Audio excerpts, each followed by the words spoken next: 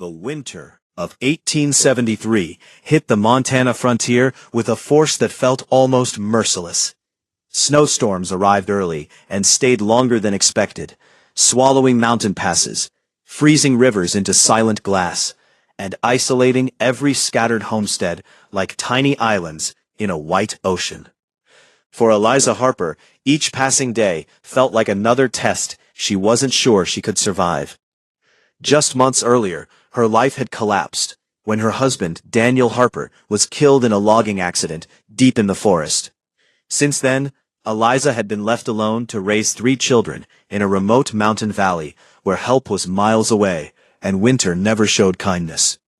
At 32, she was no longer the woman who had once dreamed of building a peaceful life on frontier land. Now she was a widow, fighting to keep that dream from being erased completely. Her children had become both her strength and her responsibility. Samuel, her 12-year-old son, had grown quiet and serious far too quickly. He worked beside her without complaint, hauling wood, repairing broken tools, and trying to fill the space his father left behind. Grace, 8 years old, tried to stay hopeful, often helping her younger brother Eli, who still believed his father watched over them from the stars. But hope alone did not keep a homestead alive. Food stores were shrinking, animals were dying from cold, and every storm seemed to chip away at their fragile existence. Then there was Silas Grady. A wealthy and ruthless cattle baron, Silas owned most of the surrounding territory. He had been pressuring Eliza to sell her land for months, convinced that her husband's death had made her vulnerable. This land, however, meant everything to her. It held Daniel's memory, their shared sacrifices, and the only future she could still offer her children. Silas did not see it that way. On one of his visits, he stood on her porch like a man who already owned the place.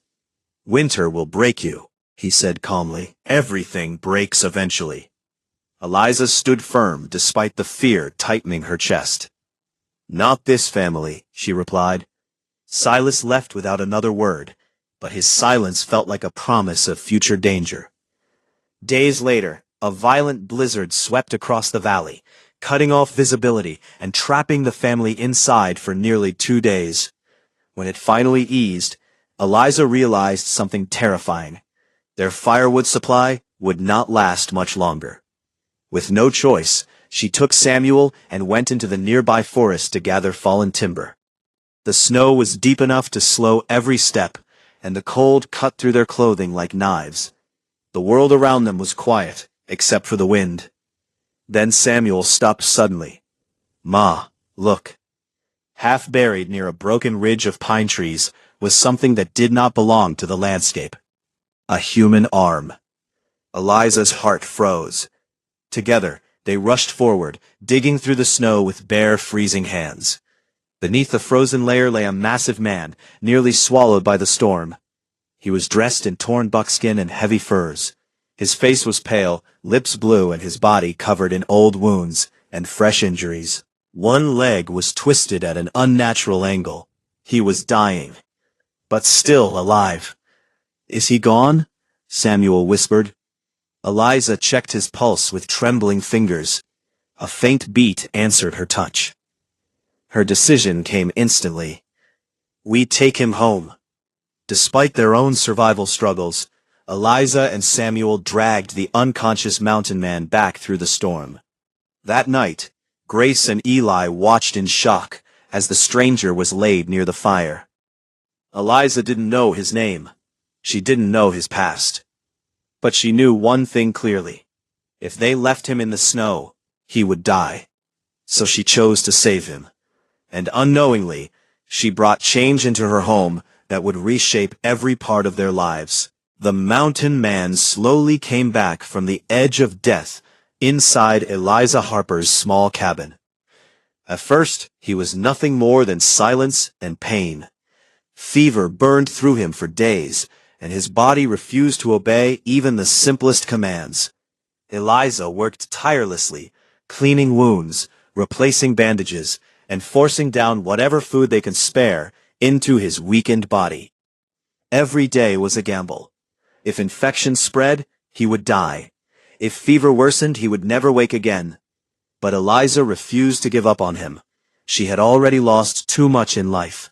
The least she could do was refuse to let another human being die when she had the power to help. Slowly, the stranger began to recover. His breathing steadied, his fever broke, and one morning, his steel-gray eyes opened for the first time. The moment he woke, instinct took over. His hand moved toward a weapon that wasn't there.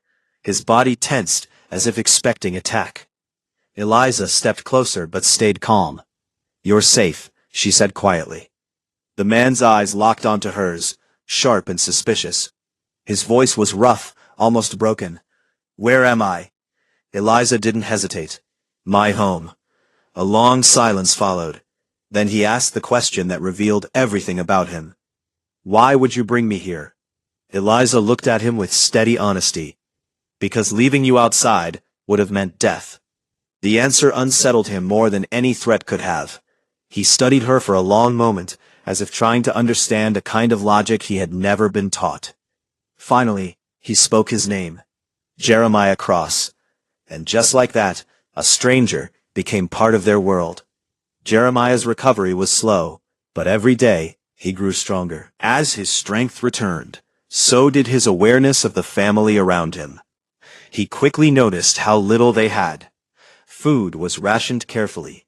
Firewood was limited. Clothing was patched repeatedly. Yet despite this, Eliza always ensured her children ate first. That detail stayed with him. Samuel watched Jeremiah closely at first, unsure whether to trust him.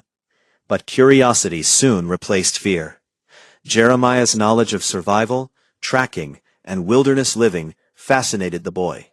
Grace, gentle and observant, slowly warmed to him, asking questions about the mountains and animals he had encountered. Little Eli followed him everywhere, completely unafraid. For the first time in years, Jeremiah found himself surrounded by something he had long abandoned: human connection. As he regained strength, Jeremiah began helping the family in small ways. He repaired broken tools, carved wooden toys for Eli, and fixed traps for Samuel. Eliza noticed something unusual about him. He was not just a drifter. He thought like a trained man, a builder, a strategist, a survivor shaped by far more than simple wilderness hardship. One evening, as firelight flickered across the cabin walls, Eliza finally asked him the question she had been holding back. "You didn't come from the mountains, did you?" Jeremiah hesitated. Then slowly, he began to speak. He had once been a landowner in Wyoming Territory, a man with property, cattle, and a future. But after his father's death, everything changed. His own brothers betrayed him. They forged documents, aligned with corrupt men, and arranged an ambush that left him for dead in the mountains. They stole everything: his land, his identity, and his life. "I survived," he said quietly. "But survival isn't the same as living." Eliza understood that kind of loss more than she expected. Outside forces were already tightening around her own life, in the form of Silas Grady. And as Jeremiah healed within her home, something dangerous was also beginning to grow outside it. A storm that would soon force them all to stand and fight. By the time the worst of winter began to loosen its frozen grip on the Montana frontier, Eliza Harper had changed in ways she scarcely recognized. Only months earlier, she had been a grieving widow, barely holding her shattered life together after her husband Daniel's death. She had spent each day simply trying to survive, protecting her children, preserving their land, and resisting the relentless intimidation of Silas Grady. But survival was no longer enough. Now, with Jeremiah Cross standing beside her, something stronger had awakened inside her: determination. Jeremiah's presence at the Harper homestead had transformed more than the broken fences and failing farm. He had helped rebuild confidence, discipline, and resilience within the family itself. Under his guidance, 12-year-old Samuel Harper had become sharper, stronger, and more capable than ever before. Jeremiah trained him daily in hunting, tracking, firearm safety, and situational awareness. "Strength isn't about muscle," Jeremiah often told him while showing him how to read tracks in snow. It's about preparation. Samuel absorbed every lesson with fierce dedication. Grace, too, flourished. Jeremiah taught her wilderness medicine, herb gathering, and emergency survival skills, while Eliza ensured her daughter retained her compassion despite the harshness surrounding them. Even little Eli, though still young, learned basic caution and courage. For the first time since Daniel's death, the Harper children no longer lived solely in fear, and neither did Eliza. Jeremiah worked tirelessly to strengthen every vulnerable point on the property. He rebuilt perimeter fencing with reinforced timber. He installed concealed alarm lines using bells and wire around key entry points. He created hidden supply caches in case of siege. He mapped defensive positions and escape routes through nearby woods. Years of surviving betrayal and mountain wilderness had sharpened Jeremiah into something far more dangerous than Silas Grady realized. Silas, however, remained blinded by arrogance. To him, Eliza Harper was still merely a poor widow delaying the inevitable. That misjudgment would soon cost him. One bitter morning near late February, Eliza discovered clear evidence that Silas's men had crossed onto her land during the night. Several fence posts had been torn down, livestock feed had been spoiled, and worst of all, one of their milk goats had been slaughtered and left near the barn, a cruel warning. Grace burst into tears at the sight. Samuel's fists clenched in helpless rage, but Eliza's sorrow quickly hardened into fury. Silas was no longer simply threatening her livelihood. He was terrorizing her children. Jeremiah examined the scene carefully, his expression cold and calculating. 3 riders, he said after inspecting tracks. Maybe 4. They wanted to frighten you. Eliza's jaw tightened. Then they succeeded. Jeremiah turned to her, his steel-gray gaze unwavering. No, he said firmly. We prepare. Fear only wins if it changes your course. Eliza met his stare. For the first time, she realized she no longer wanted merely to endure Silas Grady. She wanted to defeat him. That evening, Jeremiah gathered Eliza and Samuel at the table. Silas believes pressure will break you, he explained. Men like him count on weakness, isolation, and despair. He spread a rough map of the property across the wood. So we become none of those things. Together, they developed a true defense strategy. Samuel would monitor the ridge trail. Jeremiah would patrol outer boundaries. Eliza would oversee supply security and coordinate with neighboring settlers. For Eliza, this marked a profound transformation. She was no longer reacting to danger. She was preparing for war. In the following weeks, Silas escalated his aggression. His riders appeared more frequently near property lines. Rumors spread in nearby settlements that Eliza Harper's land would soon be seized. Local merchants, many fearful of Grady's power, became hesitant to trade with her. But Jeremiah anticipated every move. When thieves attempted to steal livestock under cover of darkness, Jeremiah intercepted them in the woods, using stealth and mountain expertise to disarm and humiliate them without bloodshed. The battered men returned to Silas with a clear message. The Harper homestead was no longer defenseless. Word spread quickly across neighboring farms. Many settlers who had quietly suffered under Silas's exploitation began taking notice. Eliza, once viewed as a vulnerable widow, was becoming a symbol of resistance. Soon, neighboring families approached her discreetly. The Turners had lost pasture land through forged debt claims. The Holloways had been violently pressured into unfair sales. The McCready family had endured repeated sabotage similar to Eliza's. A disturbing pattern emerged. Silas Grady had built much of his empire not through honest business, but through systematic intimidation, fraud, and violence. For Jeremiah, these revelations struck deeply. Silas's corruption mirrored the very greed that had destroyed Jeremiah's former life. And as Jeremiah investigated further, he uncovered an even darker truth. Silas had connections to the same powerful business syndicate that had once conspired with Jeremiah's brothers to steal his inheritance. The realization was staggering. Their battles were intertwined. Silas Grady was not merely Eliza's enemy. He was part of the broader corruption that had ruined Jeremiah years ago. For Jeremiah, protecting the Harper family was no longer just a debt of gratitude. It was personal. One evening, Jeremiah shared his findings with Eliza. "This goes beyond your land," he said gravely.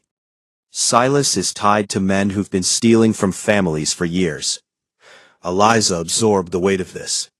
"How many?" Jeremiah's face darkened. "Too many." Silence filled the cabin. Then Eliza spoke with newfound certainty. "Then we stop him." Jeremiah studied her carefully. Gone was the frightened widow he had first met. In her place stood a frontier woman, forged by hardship, motherhood, and justice. For the first time, Jeremiah allowed himself a faint smile. "That," he said, "is exactly what I hoped you'd say." As winter finally began surrendering to early spring, the Harper homestead transformed into something extraordinary. Not merely a farm, not merely a refuge, but the foundation of rebellion against tyranny. Eliza organized nearby settlers quietly, building alliances. Jeremiah trained willing men in defense and strategy. Samuel emerged as a capable young protector. Grace documented testimonies from exploited families. Even Eli, in his innocent way, became a symbol of hope. Silas Grady had spent years preying on isolated weakness. But he had made one fatal mistake. He had pushed Eliza Harper too far, and in doing so, he had unknowingly united the very people he had oppressed. The widow he sought to crush was becoming the leader who could destroy him. By the time early spring began melting the snow from the Montana mountains, the Harper homestead no longer looked like the same fragile place it had been months earlier. What had once been a struggling widow's last hope was now turning into something far more powerful, a fortified stronghold built on trust, resilience, and quiet preparation for conflict. Eliza Harper had changed again. The woman who once hesitated at every decision was now steady under pressure. Hardship had carved something unbreakable into her spirit. Losing her husband had broken her heart, but surviving Silas Grady's constant threats had sharpened her will. And standing beside her through all of it was Jeremiah Cross. Jeremiah was no longer just a man recovering from near death. He had become the backbone of their defense, the unseen shield between Eliza's family and the growing danger surrounding them. But even as their homestead grew stronger, the threat outside was reaching a breaking point. Silas Grady had grown impatient. For months, he had expected Eliza to collapse under pressure. Financial strain, isolation, fear, and winter hardship were usually enough to force settlers into surrender. But Eliza Harper had not broken. That made her dangerous in his eyes. So Silas escalated.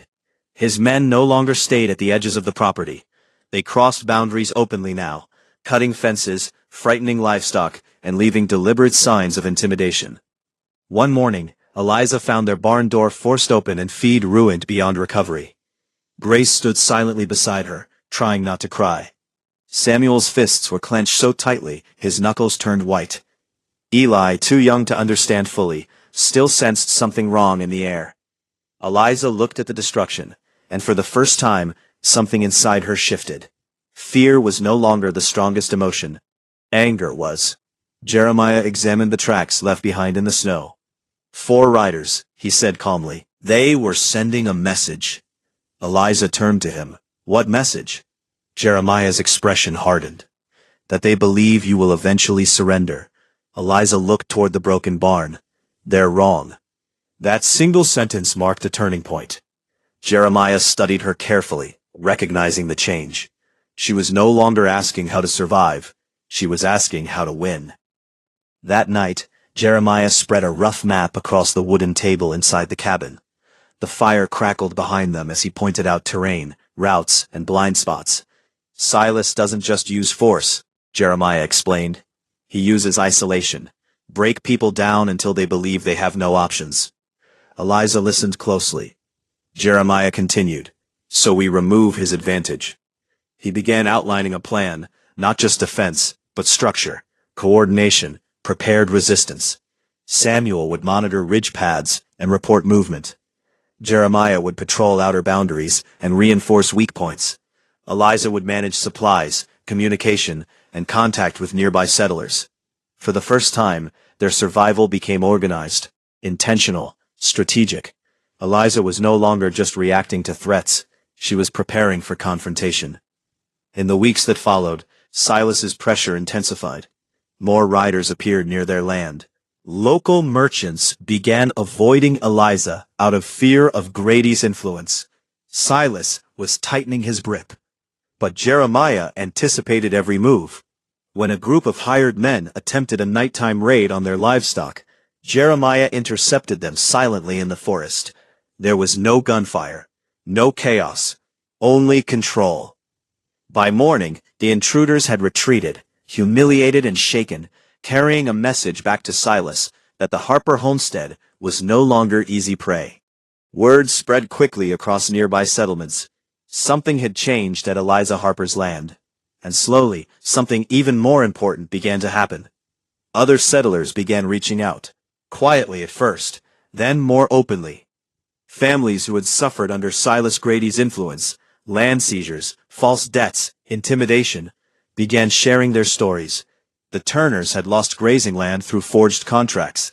The Holloway family had been forced into unfair sales. Others spoke of burned fences, stolen livestock, and threats they never reported. A pattern emerged. Silas Grady was not just a landowner. He was a system of control, and Eliza was standing at the center of its resistance. Jeremiah, meanwhile, made a discovery that changed everything. While investigating Silas's operations, he found links between Grady's network and the same corrupt businessman who had once worked with his own brothers in Wyoming. The same betrayal that had destroyed his life. It was not coincidence, it was connection. Silas Grady's empire was part of the same corruption that had stolen Jeremiah's past. One evening, Jeremiah shared this with Eliza inside the cabin. The people behind him have been doing this for years, taking land, destroying families, covering their tracks. Eliza sat quietly, absorbing the weight of it. "How many families?" she asked. Jeremiah's voice lowered. "More than you can imagine." Silence filled the room. Then Eliza spoke with steady certainty. "Then we don't just defend anymore." Jeremiah looked at her. "What do we do?" Eliza's eyes were firm. "We expose him." For a moment, Jeremiah said nothing. Then he nodded slowly. "That's how wars begin." But Eliza did not flinch. "Then let it begin." From that moment forward, everything shifted. Eliza began quietly gathering testimony from neighboring families. Samuel learned to track movement patterns and relay messages. Grace recorded details of incidents with surprising precision. Even Eli, in his innocent way, became a symbol of what they were fighting to protect.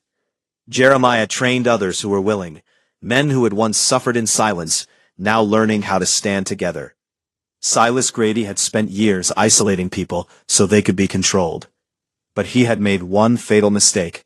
He had pushed them far enough to unite.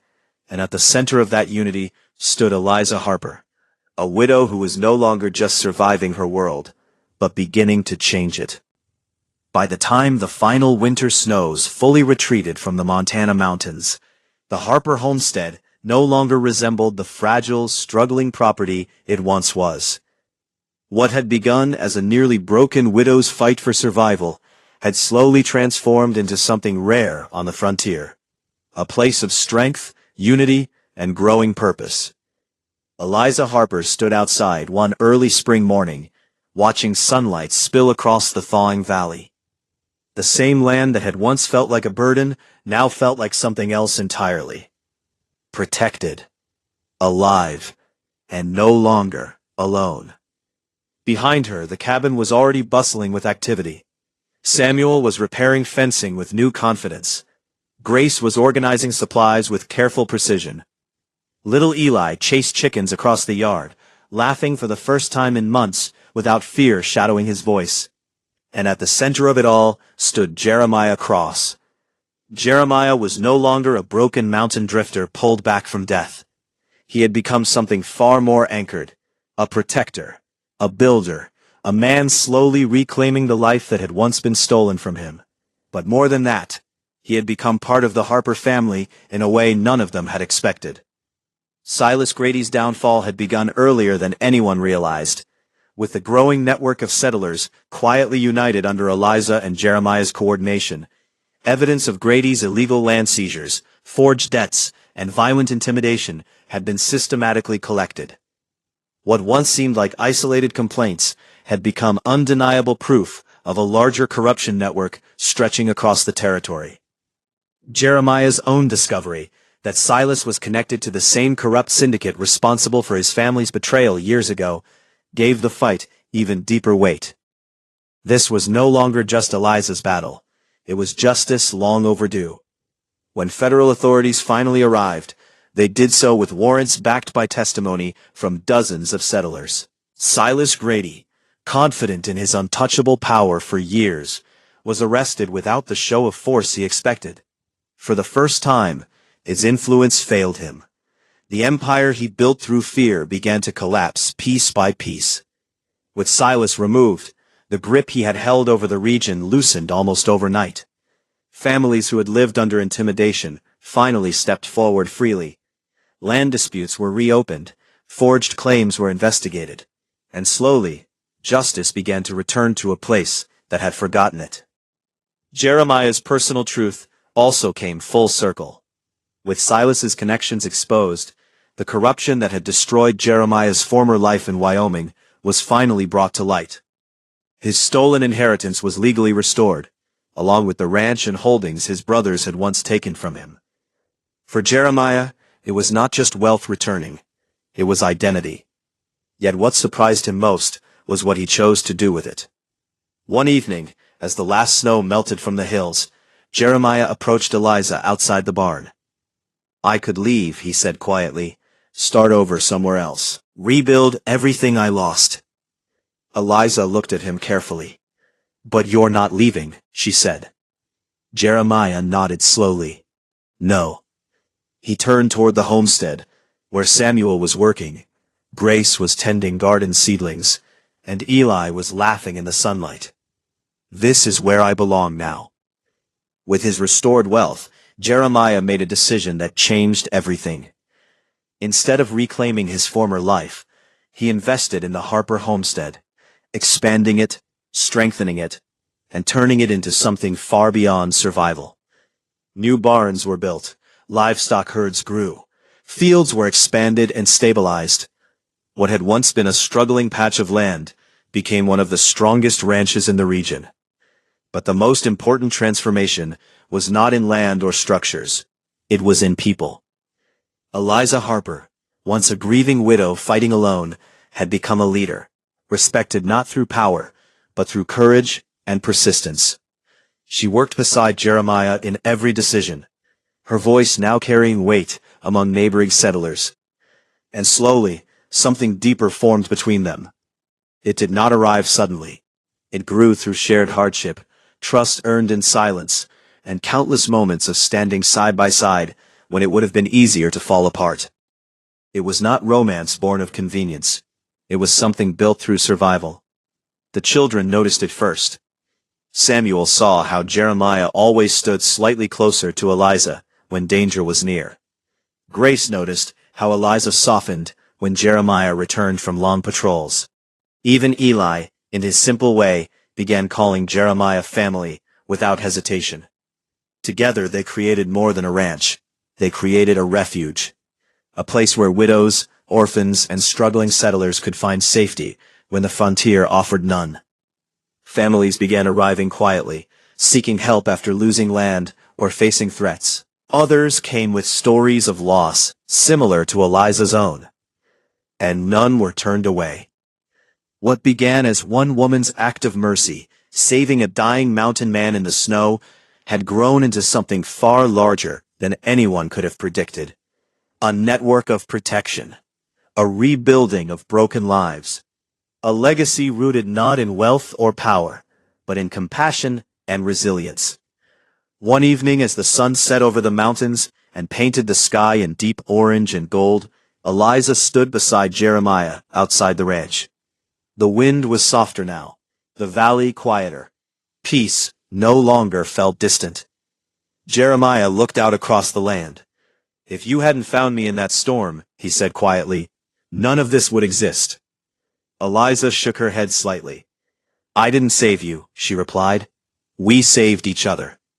Jeremiah turned to her, and for a long moment, neither of them spoke. Because some truths did not need words. Behind them, laughter carried from the house. Life, real life, had finally returned. And what began in a frozen mountain storm had become something enduring, a legacy of mercy that changed not just one family, but an entire frontier.